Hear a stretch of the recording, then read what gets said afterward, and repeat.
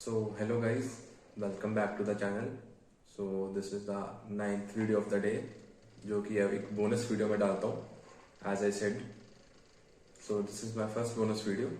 8 videos के बाद ये एक वीडियो आएगी जिसमें मैं एक टिप्स दूंगा बोनस कि कैसे आप अपनी आइल्स को इम्प्रूव कर सकते हो.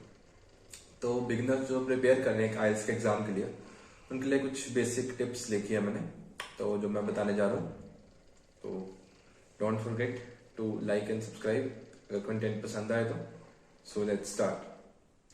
तो first and foremost for IELTS examination is that आपको फॉर्मेट को समझना पड़ेगा कि टेस्ट का फॉर्मेट क्या है. Understand the test format. Familiarise yourself with the different sections of the test. हमें पता है कि टेस्ट में डिफरेंट सेक्शंस होते हैं, उनके साथ हमें मिल के जुल के रहना है. 4 सेक्शंस होते हैं. First one is listening, second one is reading, third one is writing and fourth one is speaking. पहले हमें ये 4 सेक्शंस के साथ फेमिलियराइज होना पड़ेगा कि ये कैसे होते हैं, इनके अंदर क्या होता है और कैसे इनको प्रैक्टिस करना है, क्या करना है, उन सब के बारे में जानना पड़ेगा. बेसिक नॉलेज जिसे हम कहते हैं. Moving on to second, practice regularly. The most important part in IELTS examination. Consistent practice is the key. Consistency से साथ अगर कोई प्रैक्टिस करोगे तो आप जरूर आइल्स को अच्छे बैंड स्कोर कर पाओगे आइल्स में. Work on sample papers. Sample papers लो और बाकी मटेरियल्स को इकट्ठा करो टेस्ट फॉर्मेट के अकॉर्डिंग और एक टाइम लिमिटेड अमाउंट में इसको कंप्लीट करो. और आपको ऐसे काफी सारे सैंपल पेपर्स और मटेरियल्स जो है ऑनलाइन गूगल पे मिल जाएंगे. इंटरनेट पे भी काफी सोर्सेज हैं. अगर नहीं मिलेंगे तो कमेंट सेक्शन में मैसेज ड्रॉप कर देना, कमेंट कर देना. मैं जरूर आपको लिंक शेयर कर दूंगा जहां पे आपको मटेरियल मिल जाएगा, जहां से आप प्रैक्टिस कर सकते हो. Moving on to the third point, that is improve time management. Practice managing your time effectively during each section. अपना टाइम जो है उसको मैनेज करना सीखो हर सेक्शन के अंदर. मतलब अगर आपने टाइम मैनेजमेंट सीख ली ना तो समझ लो आपने आइल्स सीख ली. बेसिकली होता क्या है, बच्चे कर तो लेते हैं आइल्स, मतलब हर एक होता है कि मैं ये सेक्शन कर लूंगा, हाँ कर लूंगा, बट उसको टाइम बाउंड नहीं कर पाते. तो मेन टाइम इज द की. और इसमें ये तो है नहीं कि हमारे स्कूल के एग्जाम चल रहे हैं, मैम 5 मिनट एक्स्ट्रा दे दो, 2 मिनट एक्स्ट्रा दे दो, वैसा कुछ तो होगा नहीं. जैसा टाइम ओवर हुआ एग्जामिनर कहेगा स्टॉप राइटिंग, तो उसी वक्त स्टॉप राइटिंग या रीडिंग वगैरह कुछ भी होगा, कुछ 1 सेकंड भी एक्स्ट्रा नहीं मिलेगा. सो पहले ही मैं ये कहूंगा कि आप अपना टाइमर सेट करके चलो. मान लो अगर रीडिंग का टाइम 1 घंटे का है, उसमें से 10 मिनट ट्रांसफर करने के लिए होते हैं. आप 50 मिनट्स बचे ना, आप 50 मिनट या 45 मिनट्स करो. 45 मिनट्स में आप तीनों सेक्शन सॉल्व करने का ट्राई करो. पहले दिन नहीं होगा, पहले दिन हो सकता है आपका 1 घंटे से भी ज्यादा लगे. मेरे साथ भी ऐसा हुआ था, मेरे को 1 घंटे से भी अप्रोक्सीमेटली 15-20 मिनट ज्यादा लगे थे. टाइम बाय टाइम प्रैक्टिस करने के साथ साथ हो जाता है सही. लाइक अब मैं तीनों पैसेजेस मतलब मोस्ट प्रोबेबली 45 मिनट्स के अंदर खत्म कर लेता हूँ, इवन दो कि मैंने एक टाइम पे 40 मिनट्स के अंदर भी तीनों पैसेजेस खत्म कर लिए थे. और उसके बाद 10 मिनट लगाओ ट्रांसफर करने में, हो गए 55 मिनट्स, और 5 मिनट लगाओ आंसर चेक करने में, क्योंकि आंसर आपने कुछ गलत तो नहीं लिख दिया अगर आप रीचेक करना चाहते हो. बट मैं एक बात और कहना चाहूंगा, रीचेकिंग के चक्कर में भी ना बहुत गलत हो जाता है. अगर आपकी गट फीलिंग पहली बार कह रही है कि ये आंसर है तो उसको लगा दो, सेकंड वन पे मत जाना, क्योंकि 90% of the time gut feeling right होती है. मेरे साथ खुद ऐसा होता है, पहले मैं सही आंसर मार्क करता हूँ, देन उसको क्रॉस करके गलत कर देता हूँ, कुछ और मार्क कर देता हूँ जो कि गलत होता है. तो always go with your first gut feeling. और उसके बाद आता है fourth point, enhance your vocabulary.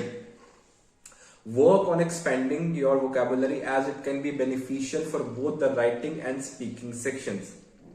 अपनी वोकैबुलरी बढ़ाने का ट्राई करो. वोकैबुलरी बढ़ाना मतलब नए वर्ड सीखो. रोज ऐसा टारगेट कर लो कि ज्यादा नहीं, मैं कहता जितनी भी ट्रेड प्रैक्टिस कर रहे हो ना, रोज के आप 10 वर्ड, कुछ ज्यादा तो नहीं होते, रोज के नए 10 वर्ड्स चेक करो. कोई भी नए 10 वर्ड नहीं, गूगल पे जाके 10 words for IELTS practice, IELTS vocab search कर लो. जैसे बेसिक से आप याद कर लो. गुड बैड, इनको गुड को हम गुड बोलेंगे, एग्जामिनर को क्या मतलब लगेगा, उसके सामने क्या इंप्रेशन पड़ेगा, कुछ भी नहीं. और अगर हम बैड को बैड बोलेंगे वो कहेगा ठीक है यार इसने बस उतना ही बोला, ना सिनोनिम्स बोले ना पैराफ्रेज किया तो वो बैंड किस चीज के देगा? वो वही 5 बैंड पकड़ा के दे देगा, कहेगा भाई जाओ घर पे। ऐसा नहीं करना। अपने गुड की जगह बेस्ट लगा दो। बेस्ट अगर आपको लगता है चीज बेस्ट है, अगर आपको लगता है बैड है, बहुत ज्यादा खराब है, वर्स्ट, ये भी बेसिक बता रहा हूं अभी मैं, ये भी बहुत बेसिक है। बहुत हाई वोकैबुलरी भी नहीं यूज करनी कि चाहिए एग्जामिनर को समझ ना आए, बट ऐसी वोकैबुलरी यूज करनी है जो एक अच्छी प्रेजेंटेबल लगे, खुद को भी सुनने में अच्छी लगे, दिस टाइप ऑफ। तो रोज के 10 वर्ड्स नए इंग्लिश के सीखो, गूगल पे जाके लिखो 10 वर्ड्स फॉर आइल्स वोकैबुलरी और उनको लर्न करो। आपको डेली लाइफ में यूज भी करो। एक तो आप किसी के साथ भी कन्वर्सेशन करते हो ना, इंग्लिश में करनी स्टार्ट कर दो। Even if your friends, your family, अगर आपको नहीं लगता तो ऐसी कई सारी एप्स भी बनी है, मैं उन एप्स के लिंक शेयर कर दूंगा, मेरे को कमेंट्स में याद दिला देना। तो आप ऐसे ट्राई कर सकते हो वोकैबुलरी एनहांस करने का। Moving on to next, fifth, improve reading skills. अपनी रीडिंग स्किल्स को इंप्रूव करो। Practice reading a variety of text and work on skimming. Variety of text को रीड करो। वैरायटी ऑफ टेक्स्ट होता है कि अगर आपके पास कोई बुक है, अगर आपने बुक पकड़ी है, एक, मैं नहीं कहूंगा, ज्यादा नहीं कहूंगा, आप 1 या 2 बुक्स, मैक्सिमम 2 बुक्स लाओ घर पे इंग्लिश की, मेनली ब्रिटिश इंग्लिश की, क्योंकि ये ब्रिटिश के ऊपर ये आईडीपी जो है ब्रिटिश का ही होता है, तो ये ब्रिटिश इंग्लिश ज्यादा चलती है इसमें। तो आप उसको यूज करो। एक बुक लाओ, उसको पढ़ो, रोज के 4-5 पेज पढ़ लो, 5-6 पढ़ लो। ऐसे करते करते बस उसको रीड करो। मुझे पता है रीडिंग मेरे को भी नहीं, ऑनेस्टली नहीं पसंद, बट आईएलटीएस का एग्जाम क्रैक करना है तो करना ही पड़ेगा। तो इसलिए बुक पढ़ो और स्टार्ट करो उसको। जैसे बुक पढ़ोगे, उसमें बुक में हाई वोकैब लिखी होती है, आपका हर चीज का फायदा होगा, आपको वोकैब भी एनहांस होगी। जो चीज का वर्ड नहीं समझ आता उसे अंडरलाइन करो और बाद में जाके चेक करो, वो भी आपकी वोकैबुलरी में एक एनहांसमेंट है। उसके बाद रीडिंग में स्किमिंग एंड स्कैनिंग टेक्निक्स अपनाओ। आपके पास पूरा पैसेज पढ़ने का टाइम नहीं होता, अगर आपने पूरे 3 पैसेजेस पढ़ने लग पड़े तो फिर तो हो गई आपकी रीडिंग। बिल्कुल ऐसा नहीं करना। सिर्फ और सिर्फ पहले जो भी आपको मिले, आपने क्या करना है, जैसे शीट मिल गई आपको क्वेश्चन पेपर, आपने सीधा उसमें से जाना है पीछे क्वेश्चन आंसर्स पे, अपने क्वेश्चंस चेक करने, क्वेश्चंस में से कीवर्ड्स ढूंढने, ये कीवर्ड्स है, क्वेश्चंस के कीवर्ड्स आपने मार्क कर लिए, उसके बाद वापस आओ। और पूरा पैसेज तो पढ़ना ही नहीं है, पैसेज को ऊपर ऊपर से पढ़ना है, आपने वो मेन कीवर्ड्स लोकेट करने हैं। और आपको कीवर्ड जैसे डायरेक्ट नहीं दिया होंगे, ये वर्ड है तो यही उधर मिल जाएगा आपको रीडिंग में, नहीं, आपको उनके सिनोनिम्स मिलेंगे, वो पैराफ्रेज की फॉर्म में मिलेंगे, तो उनको ढूंढना है आपने। मतलब आपको आंसर्स कोई भी, अगर आपको 90% टाइम ना डायरेक्ट आंसर्स नहीं होंगे, बहुत कम चांस होता है कि डायरेक्ट आंसर्स हों। अगर आपको लग रहा है डायरेक्ट आंसर है तो वो मोस्ट प्रोबेबली गलत होता है, क्योंकि वो सिनोनिम्स में देते हैं आंसर। तो इसलिए, और अभी अगर आपको लग रहा है आपको बिल्कुल भी समझ नहीं लग रहा पैसेज, बिल्कुल भी समझ लग रहा, कीवर्ड्स भी नहीं मिल रहे, कुछ भी नहीं, तो फिर आपने क्या करना है, जस्ट आपने पैसेज पढ़ना है। फिर आपने पूरा पैसेज पढ़ना ही, अगर आपको नहीं समझ लग रहा तो क्या करना है, आपने पूरा पूरा फिर भी नहीं पढ़ना, ऐसे पढ़ना है लाइक हम रीड करें ना, ऐसे फास्ट फास्ट फास्ट फास्ट, ऐसे मुंह से बोलना नहीं, अपने मन के अंदर ऐसे करके ऐसे ऐसे ऐसे। वो ये टेक्निक तब अपनानी है जब आपको कुछ समझ ही नहीं लग रहा, फिर भी आपने प्रैक्टिस, यहाँ पे लिखा हुआ है, मैंने अपना नोट्स में लिखा हुआ है, practice reading variety of text and work on skimming and scanning. तो ये एक एक करके नहीं पढ़ना, आपने अपने मन में पढ़ना है, ऐसे मतलब अपने मन में तेज तेज। ये है, ये आपको हेल्प करेगा कि आपकी रीडिंग कॉम्प्रिहेंशन के क्वेश्चन जो है मोर एफिशिएंटली हो जाए। नेक्स्ट है practice listening skills. Listen to a variety of English accents. सुनो वैरायटी ऑफ इंग्लिश एक्सेंट्स को, including British and American, mainly British, but क्योंकि ब्रिटिश काउंसिल की तरफ से है, आईडीपी की तरफ से है, तो फिर आपको ब्रिटिश ही सुनना पड़ेगा। ब्रिटिश न्यूज सुन लो आप टीवी में, British songs, British movies, mainly आप आजकल क्या कहते हैं, कितने आप मूवीज वगैरह देखते हो, वेब सीरीज देखते हो, तो मेनली ट्राई करो कि उसमें ब्रिटिश इंग्लिश वाली देखो और सुनो, उससे आपकी इनहांस होगी, लिसनिंग इनहांस होगी। उसमें यही है, लिसनिंग में बस यही है कि आपको बस अपनी आंखें गड़ाई रखनी है। कोई भी आपके सामने कुछ भी चल रहा है, आपने इधर उधर बिल्कुल नहीं देख रहा, आपका मेन फोकस होना चाहिए कि मैंने पास शीट है, मैंने वो बोल रहा है, तो मैंने उसकी बात को सुनना है और यहाँ पे लिखना है। आगे कुछ भी चल रहा है, कुछ भी चल रहा है, आपने देखना ही नहीं, आपका ध्यान आंखें शीट के ऊपर गड़ी होनी चाहिए। बस यही है लिसनिंग में, और कुछ नहीं होता। ध्यान से सुनना, फोकस करके, और आंसर मिल जाएंगे आपको। बस मेरे को तो ये सबसे इजी लगता है लिसनिंग। Develop writing skills. इसमें मैं आपको खुद भी लैक करता हूँ, राइटिंग स्किल्स मेरी इतनी अच्छी नहीं है फिलहाल, बट आई होप सो कि मैं प्रैक्टिस करूंगा तो हो जाएंगे। Practice writing essays and reports. Basically reports को छोड़ो, आप एसेज लिखना स्टार्ट करो, खुद से भी लिखो, बट इसका एक फॉर्मेट होता है कि 4 पैराग्राफ्स होते हैं। लाइक पहले इंट्रो हो गया, इंट्रो वाला थीसिस जिसे बोल देते हैं हम, उसके बाद आ गया body paragraph 1, then body paragraph 2 and then comes the conclusion. ऐसे ही सारे एसेज लिखे जाते हैं, तो ऐसे आपने लिखने हैं सारे एसेज। ये अब स्टार्टिंग में नहीं समझ लगेगा, but with the time and practice लिख लिख के भी समझ लग जाएगा। बट आप मेन फोकस लिखने पे मत रखो। आप मेन गूगल पे जाके चेक कर लो, राइटिंग 7 बैंड, 6 बैंड, 9 बैंड। आप मेनली 6.5, 8 बैंड और 9 बैंड ये पढ़ो, इनकी राइटिंग्स में क्या फर्क है, डिफरेंस नोटिस करो, और फिर खुद देखो कि मैं कहाँ पे स्टैंड कर रहा हूँ। मेरे 6.5 बैंड आ रहे हैं, मेरे 5.5 आ रहे हैं फिलहाल, या मेरी 8 बैंड की राइटिंग होगी, कैसी होगी।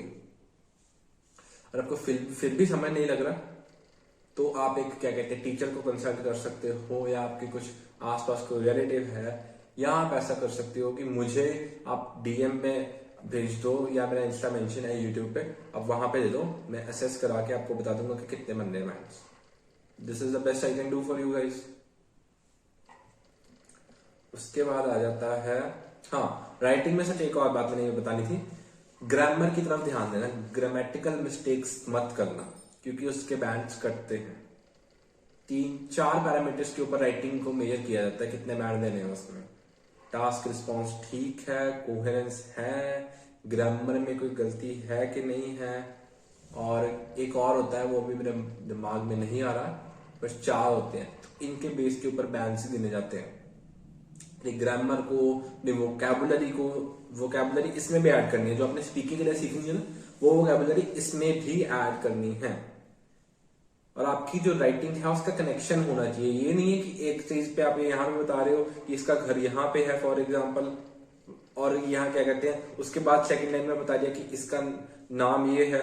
अगर घर की बात हो रही है तो घर की बात ही रखना, और अगर नाम की बात हो रही है, बंदे के बारे में बात हो रही है, तो उसके बारे में रखना। ये नहीं कि आप यहाँ पे चले हो, एक यहाँ पे चले और यहाँ पे सीधा आपने जब मार के यहाँ पे आ गए। आपको स्टेप बाय स्टेप चलना है, खिचड़ी नहीं बनानी उस चीज का, मिक्सअप नहीं करना, वैसे अपने मतलब पूरे सिस्टमेटिकल वे में चलना है। नेक्स्ट है स्पीक इंग्लिश रेगुलरली। मैंने मेंशन किया ही अभी प्रीवियसली कि engage in English conversations when possible, as I previously mentioned. घर वालों से, फ्रेंड्स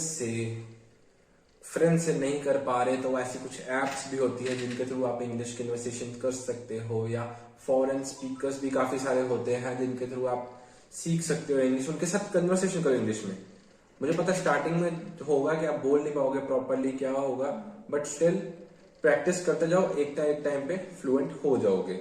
उसके बाद है कि मोर कंफर्टेबल हो जाओगे स्पीकिंग सेक्शन में जब आप इंग्लिश को रेगुलरली प्रैक्टिस करोगे। Next is take mock test. Mock test होते हैं कि कंटिन्यूअसली आपने reading, writing, listening and speaking को कर दिया, 1 शॉट में इसको खत्म करना है, no breaks in between. For example, अगर जो कोचिंग्स ले जाते हैं आईएलटीएस की, उनमें होता है कि पहले स्पीकिंग हो गई, किसी का स्पीकिंग हुआ, साथ में वो नीचे ले जाएंगे स्पीकिंग कैबिन से, स्पीकिंग होने के बाद साथ में रीडिंग हो जाएगी, रीडिंग खत्म होते ही आपकी आ जाएगी राइटिंग, और जैसे ही आपकी राइटिंग खत्म होगी उसके बाद आपको हेडफोन्स पकड़ा दिए जाएंगे, चेयर्स पे बैठो और अपना लिसनिंग स्टार्ट करो। तो कंटिन्यूअसली इसको बोलते हैं मॉक टेस्ट, जिसमें आपकी असेसमेंट भी होती है। सारे टीचर्स असेस करते हैं, आपको बैंड्स देते हैं, कितनी बैंड स्कोर आई आपकी राइटिंग में, लिसनिंग, स्पीकिंग एंड रीडिंग में। ये होती है मॉक टेस्ट। और खुद भी अपने मॉक टेस्ट दे सकते हो, ऑनलाइन साइट्स भी हैं, मैं बता दूंगा कुछ, उनके थ्रू भी दे सकते हो। तो ये बहुत हेल्प करते हैं, आपको उसमें पता लग जाता है कि कौन से एरिया में आप लैक कर रहे हो और आपको कैसे आइडेंटिफाई करना है, कितनी इंप्रूवमेंट चाहिए आपको। उसके बाद है review and learn from mistakes. आपको सीखना पड़ेगा अपनी गलतियों से। मानना है कि गलतियां कर रहे हो उसमें कुछ गलत नहीं है, गलतियां कर रहे हो ठीक है, बट ये नहीं कि गलतियां करते ही रहना, उसमें से इंप्रूव भी करना है कुछ। हमें आफ्टर ईच प्रैक्टिस सेशन और mock test review your answers and learn from your mistakes. जैसा मैंने अभी बताया, अपने आंसर्स को देखो, कहाँ गलती है मेरी, कहाँ लैग कर रहा हूं और उनको कैसे इंप्रूव कर सकता हूं मैं। This will help you to understand where you need to focus your efforts. आपको एफर्ट्स कहाँ पे डालने की जरूरत है वो आपको पता लग जाएगा इनसे। And at the last, video को एंड करने से पहले मैं कहना चाहूंगा, याद रखो कि कंसिस्टेंट एंड टारगेटेड प्रैक्टिस बहुत जरूरी है एग्जामिनेशन में सक्सेस पाने के लिए। आईएलटीएस एग्जामिनेशन में सक्सेस पाने के लिए आपको कंसिस्टेंसी बहुत जरूरत है। आप सिर्फ प्रैक्टिस प्रैक्टिस एंड प्रैक्टिस, यही मेथड है आप आईएलटीएस में अच्छे बैंड स्कोर कर सकते हो, बहुत अच्छे कर सकते हो। सिर्फ आपको प्रैक्टिस ही करनी है। दिन में आप दो मॉक टेस्ट लो, अपने सारे मॉड्यूल्स को दो बार करने का ट्राई करो। कभी किसी दिन ज्यादा फ्री टाइम मिल गया तो 3 मॉड्यूल्स भी कर सकते हो, मतलब हर एक मॉड्यूल को 3 बार। एक मॉड्यूल को अगर आप रेगुलरली करते हो 1 शॉट में तो आपके लगते हैं 3 आवर्स। उसके बाद 1 घंटे का ब्रेक ले लिया, फिर अगला आपने मॉड्यूल कर लिया, कितना हुआ आपके लगे 7 आवर्स, क्योंकि 1 घंटे के बीच में ब्रेक था। मान लो संडे को आप फ्री हो, उस दिन आप 3 कर लो, उस दिन आपके लगे कितने फिर 3 9 घंटे और 2 घंटे ब्रेक हो रहे हैं, 11 घंटे। बट ये कह रहा हूं कि अगर आप इसको फॉलो कर लोगे तो आपके जरूर अच्छे बैंड आएंगे, बहुत अच्छे बैंड आएंगे IELTS में, जो है international English language testing system. So good luck, this video ends here.